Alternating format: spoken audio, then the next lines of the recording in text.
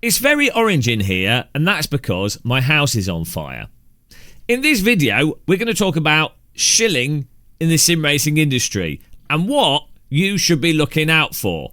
This video has been inspired by Random Call Sign's reaction to Boosted Media's video. So this could have been a reaction of a reaction to a video, and then someone else could do a reaction of the reaction of the reaction. But I don't really do reaction videos because it's not really my thing. I really hate seeing a person in the corner looking at someone else's video. I just think it's terrible. Not to say that Random Call Sign's video was bad. It wasn't. He actually made some good points.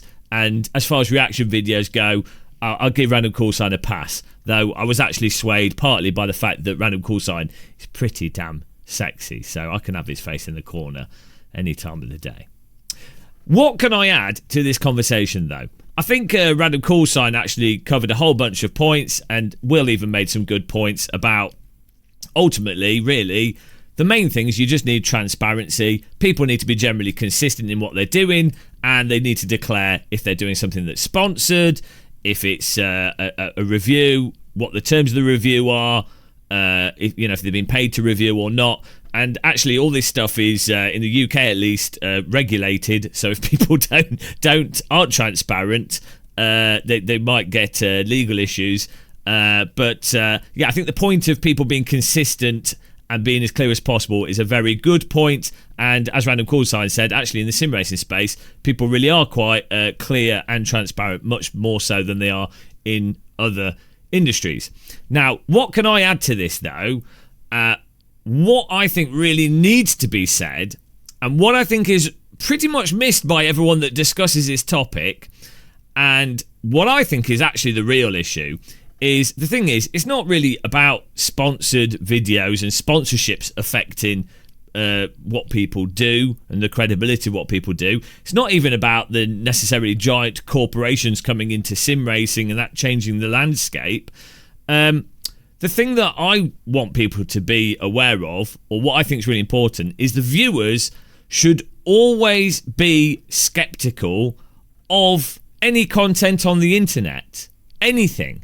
And I find it actually a bit disconcerting when I see comments under any videos, my videos, other people's videos, where people are like, oh yeah, I really trust you. You are the only trusted reviewer. Oh, I really like your videos. I trust you. You're one of the good ones. It's like, no, don't trust anybody, even someone that is a good one. They make mistakes. They say stupid things. They're idiots. I'm often an idiot. I say dumb things. You get something wrong.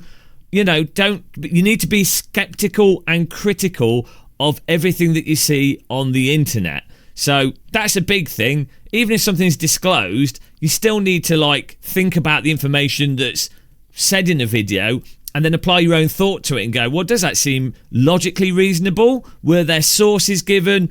And did it line up with what other people are saying? Did it line up with this negative thing or this positive thing? How does it all go together? Be skeptical and critical of everything. That's a really important point that you should apply to everything in life. And then second to that, and this is one of the biggest things that is missed by most people, I think, is that it's not about the formal arrangements in terms of bias. It's not about people that are sponsored or not sponsored, affiliate links or not affiliate links. The biggest bias that influencers, reviewers, anyone on YouTube that's trying to have a YouTube channel or grow or do anything on the internet vaguely in some kind of mildly successful way, the biggest influence they will have is to generally just be positive. It's so much easier being positive, guys. As soon as you say something negative, people, rightfully so, start going, oh, hang on, well, I should think about that. But they then tend to get a bit emotional, and then they're like, oh, well, you said something negative, and then smashing the keyboard. Whereas when people say something positive, for some reason, they don't tend to apply the same critical thinking to stuff, and they kind of just let it slide. And, if someone's generally positive, it's like, it's a good vibe, we love them, they're a great person, let's share their stuff over the internet, And it's understandable. People want to have a good time. Lots of things in the world are very depressing at the moment. So it's totally understandable to be like, oh, I'm doing sim racing for entertainment.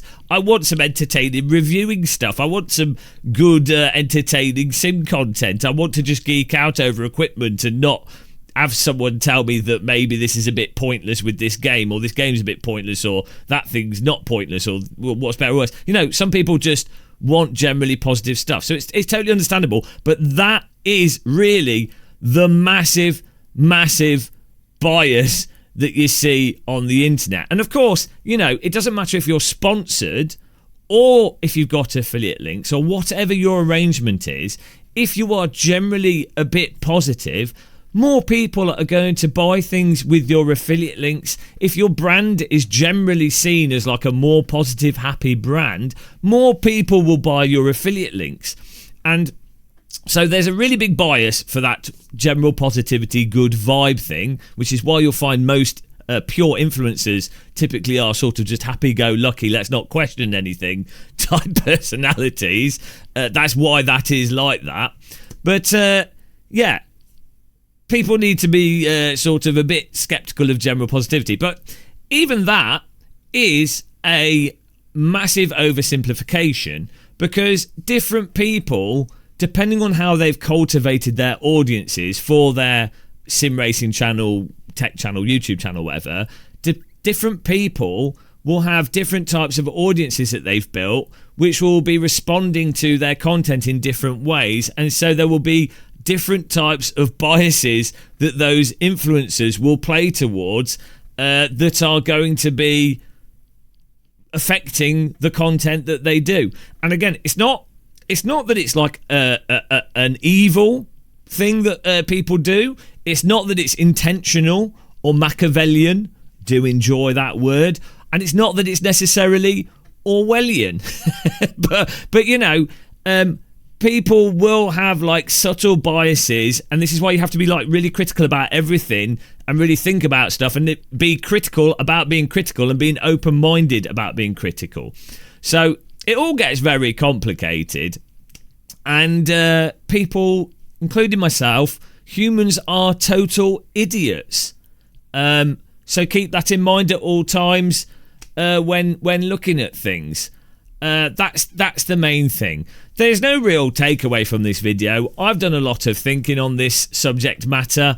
You know, it is what it is. Just be critical. So yeah, don't trust my channel. Don't trust anyone's channel. And whilst we're here, whilst we're getting this out of our system, please. Again, it's similar to the comment of going, oh, I trust you, you're the trustworthy one, on maybe on my channel, maybe not that often, but you see it on other people's channels and stuff. Ironically, around YouTube, people being called the trustworthy ones, often not necessarily the most trustworthy ones, but nobody should be trustworthy. Like, just, yeah, apply critical thinking to everything. But then the thing that I also dislike is when people are like, you do the best of this. This is the best type of video for this. And it's like, I think there's a bit of a communication thing going on there. Basically, the viewer is a fan of that channel, fan of that channel's content, and they want to be like, oh, good job. But personally, I really dislike the sort of competitive comparison between other people. It's a very like zero-sum evaluation of people's content and things that they're doing. Sounds kind of contradictory, because I do also like being critical and breaking things down and analysing them, and I do think that's quite good as well. And I think it's great to have a conversation, even if you were talking about YouTubers and reviewing them and going, well, I think this one does this better and that does this one better for XYZ reason. So yeah, it's a little bit contradictory, but personally I find it awkward if someone says to me, I think that you're doing this better than someone else, because it implies that the content that I'm doing is a sort of competition in a zero-sum game, rather than it being that I'm just doing my angle, my approach on something that has an infinite amount of approaches in order to be done. Bring this back to sim racing, it's a bit like iRacing's tyre model in that in iRace's time model, there's only one approach, and so you're either doing it right or you're not doing it right. And I don't like things like that. I like things like the original Assetto Corsa and AMS1's time model, where there's lots of different approaches to stuff. There's creative ways to do things. There's not just one way to do things, and the richness then comes from seeing each person doing their own version or their own approach of it, and then you can enjoy those things for the different approaches that they have. Now, obviously, my channel's the best, and I do appreciate that I am the best. I understand that. So, and I have won the competition preemptively.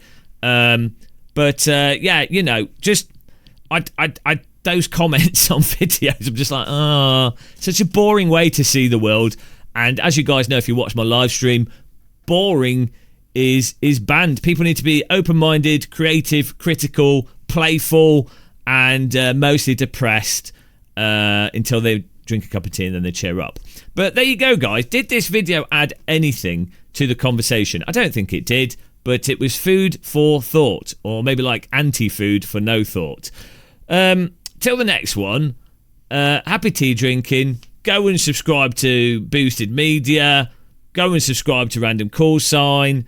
And just be sad. Take care. Goodbye.